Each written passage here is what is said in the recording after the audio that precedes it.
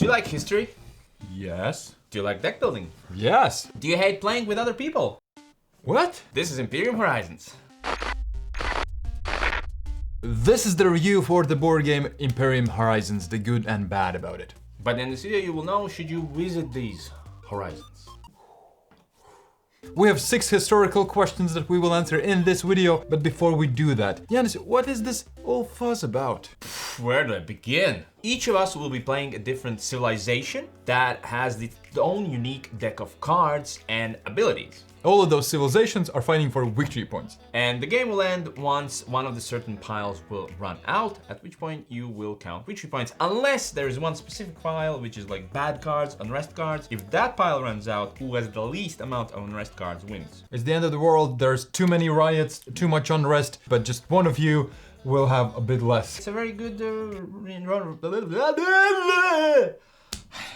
It's a very good representation of the real world. Imagine the world's ending. Do you care about victory points? On your turns, you will have 5 cards in your hands, and most importantly, 3 action tokens. You can spend those action tokens most of the time to play a card.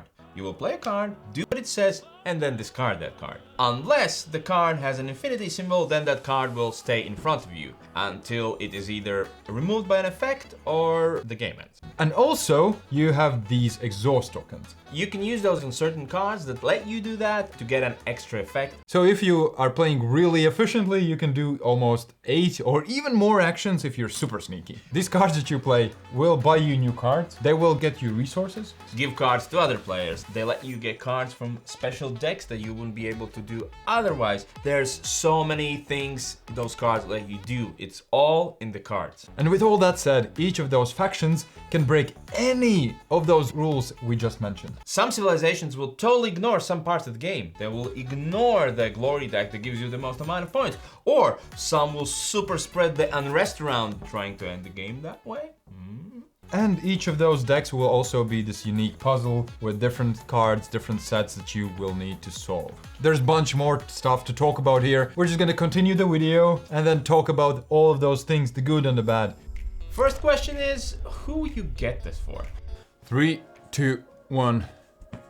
Indiana Jones. What? In this game, you find different civilizations with their relics, temples, and then you try to solve them. You try to find out how did that civilization work, try to find their treasures. Okay. So I always feel like this explorer finding these civilizations. For me, along the same lines, except I added solo player. We'll talk about that later. But this game works great solo and book reader, because why is this historically that way? Why is this card significant? I need to look it up. I need to read about it. There's a lot to explore, lot to find out. How it all clicks together is the most fun part. Each nation is its own little adventure, trying to figure out what makes it tick. What's the next question? 3 best things about it. That's right. Going to be history. What a surprise!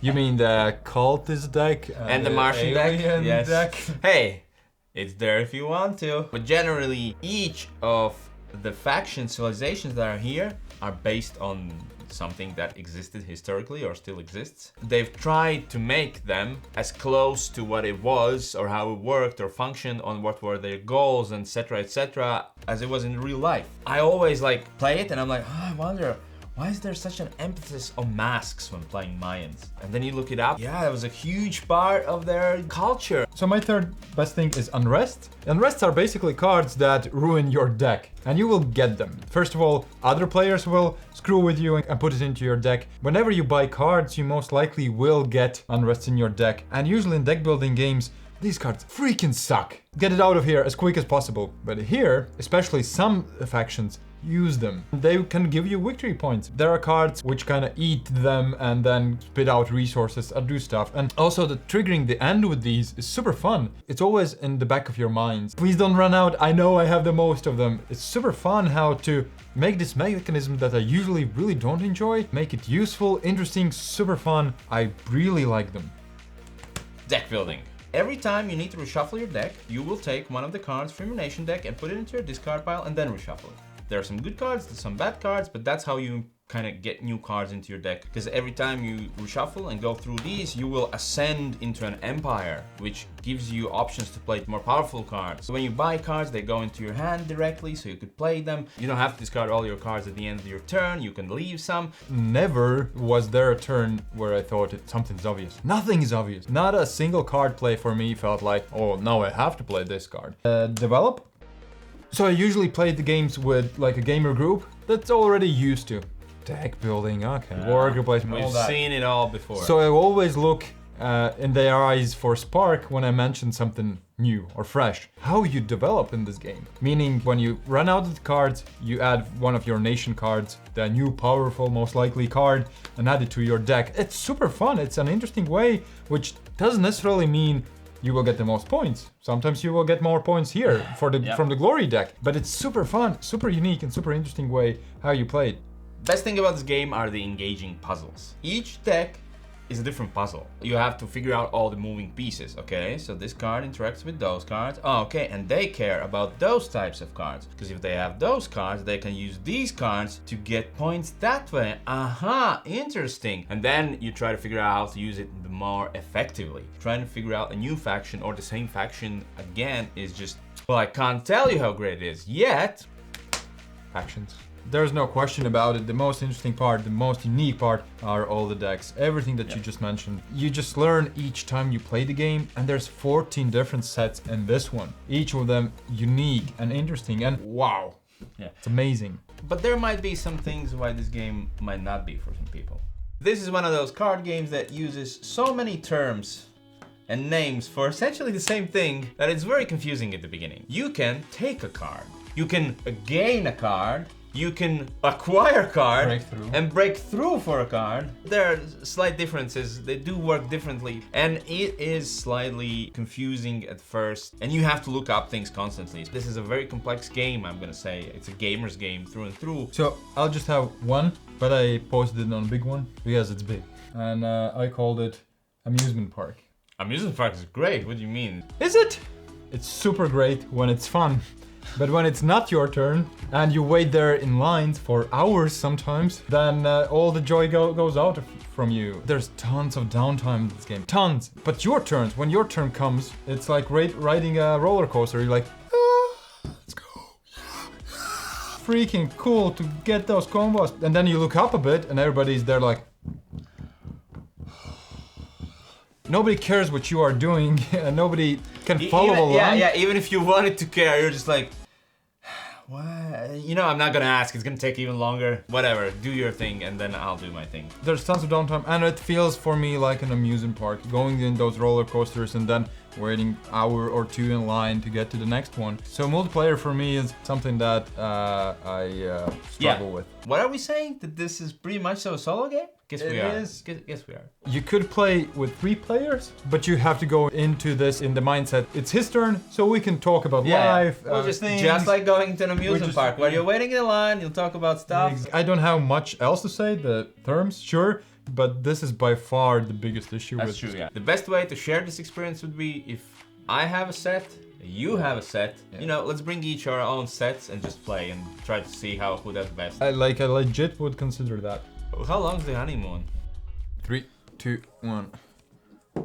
14 factions, minimum 3 times. As we said, the unique part are those factions for sure, and they're all super fun. And playing the first time, you won't figure them out. You will start to do so. Yep. Second time, when you see those different cards, read those different elements, just sneak peek into the next deck something, you're like, I hope I had time, because I could play it right now. So many different factions, they work differently. 5 different difficulty levels, and then there's a 5th difficulty level with an exclamation mark. No, 6. Many difficulty levels of how complex the faction is. One of the factions that is in this box, Cultist, comes with its own set of unique component that nobody else uses. But what is the best alternative?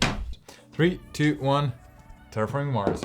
Terraforming Mars is a Eurogame where there's a tableau building. You basically have cards that create systems. You won't play faction, you will draft cards from the whole pool, but there's also these synergies, there's also these cards that work really well together, and you try to find a way how to get the most out of this kind of icons and things. And here as well, when you play the cards in your tableau or these action cards, the same thing where you feel like you have built something, you try to figure out how this works. And biggest difference is here are the factions that are set puzzles, and there you create your own puzzle and then solve it in your unique way. Terraform Mars is also a big card game, essentially. I think if you like Terraforming Mars and building these engines, then this could work totally for you. Mine's Twilight Inscription, mostly because of the feel. Like when I play solo, it's also a longer, more complex solo game, and there are kind of factions there, but not a big influence on the game. The feel is there. But now I think I should have picked Tyrants of the Underdark. No, you should not. What's wrong with the Tyrants of the Underdark? Because you picked it already 11 times. No, only 2 or 3. So what is the final rating? But what about the second breakfast? You already had breakfast. Yeah, but what about the 11sies? You have heard about 11sies. He has heard about 11sies, right? 3, 2, 1. If you're a solo gamer, this will be fantastic. These decks are must-have. It's unique, it's interesting, it's amazing. So for me, it's good at the bottom, because I feel even multiplayer, when you have to wait that time with a good company, you spend a quality time and your turns feel fantastic. Good rating, multiplayer, fantastic, and almost must-have in the solo. The most I've played this is solo, because it's easy to do. I really like this puzzle, and that's what I'd say. I like figuring out puzzles, but this is one I really enjoy. And I'd play with 2 players. I'd play with even 4 if 3 people really wanted to do it. But I really like this game. You just need to figure out the other game you're playing while that person's taking a turn. True, those are ratings for this really fantastic or must-have game. Must-have for me, yeah. While Janis keeps talking about things that do not matter, I'm gonna urge you to all check out our Patreon, our YouTube members page. Help us make this content, please. We really need your help. Go home and play. Bye. What, did you say something? No.